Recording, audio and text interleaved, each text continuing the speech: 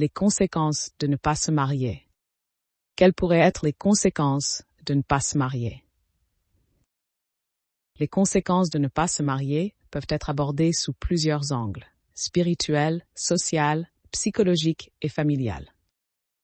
Il ne s'agit pas ici de dire que tous doivent impérativement se marier, car la Bible parle aussi du célibat comme un choix honorable.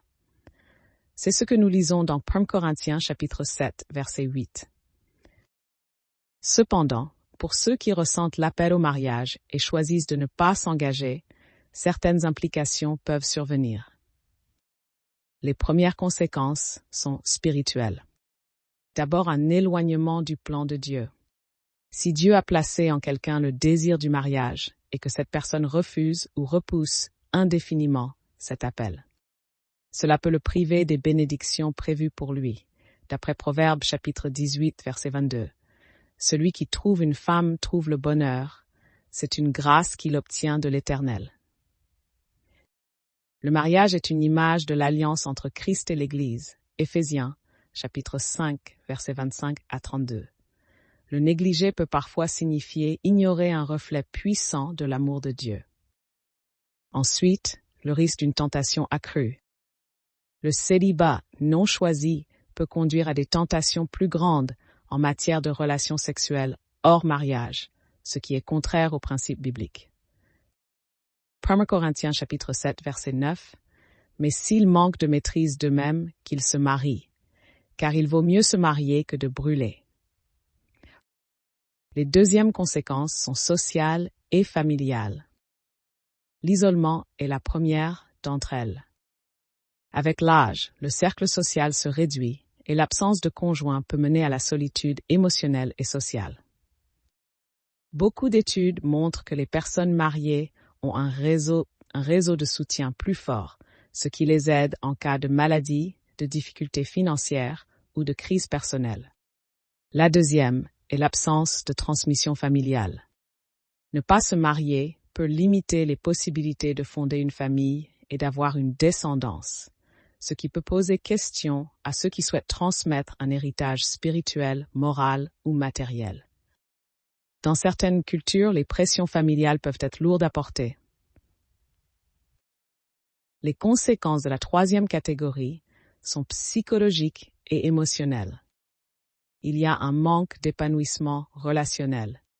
Le mariage offre un cadre de croissance personnelle et émotionnelle à travers le partage, l'amour, les responsabilités et l'engagement. En plus, certains ressentent un vide affectif, surtout en avançant en âge, en voyant leurs amis fonder une famille. Après quoi surviennent des regrets tardifs. En effet, avec le temps, certaines personnes regrettent de ne pas s'être engagées lorsqu'elles en avaient l'occasion, surtout si elles ressentent que Dieu les appelait au mariage. La dernière catégorie des conséquences est d'ordre économique. C'est une stabilité financière différente.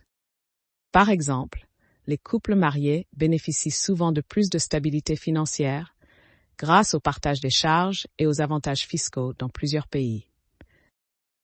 Par contre, un célibataire doit assumer seul toutes les dépenses de la vie quotidienne, ce qui peut parfois être plus difficile à gérer.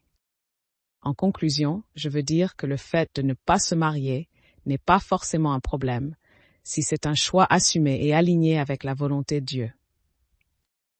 Cependant, pour ceux qui refusent le mariage par peur, indépendance excessive ou influence du monde moderne, cela peut avoir des conséquences sur leur vie spirituelle, émotionnelle et sociale.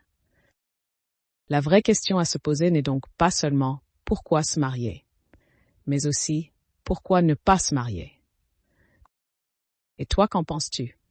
Ne pas vouloir se marier peut être un choix personnel qui dépend de plusieurs facteurs. Conviction spirituelle, expérience de vie, appel spécifique de Dieu, ou encore influence culturelle et sociale.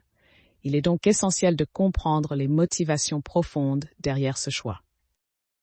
La Bible présente à la fois le mariage et le célibat comme des choix valables. Le mariage est une bénédiction divine, Genèse 2, 18. Il n'est pas bon que l'homme soit seul. Et le célibat peut être un don spécial de Dieu, 1 Corinthiens 7 8, Paul dit que certains ont reçu la grâce de rester célibataires. Si une personne choisit de ne pas se marier parce qu'elle ressent un appel spécifique de Dieu au célibat pour mieux le servir, c'est un choix noble et honorable. Jésus lui-même n'était pas marié, et Paul a encouragé le célibat pour ceux qui en avaient la force et la vocation. Mais si le refus du mariage vient d'une peur, engagement, blessure du passé, pression sociale, indépendance excessive, alors cela peut être un problème. Pourtant, il y a des motivations positives, un appel à servir Dieu, une satisfaction personnelle et spirituelle dans le célibat, une conviction que le mariage n'est pas nécessaire pour accomplir son but. Seigneur, éclaire nos cœurs et nos motivations. Apprends-nous à voir le mariage comme tu le vois et à nous préparer selon ta volonté. Amen. À la prochaine pour la suite de cette série. Partagez vos réflexions en commentaire et méditez sur la question d'aujourd'hui. Pourquoi voulez-vous vous marier? Abonnez-vous et activez les notifications.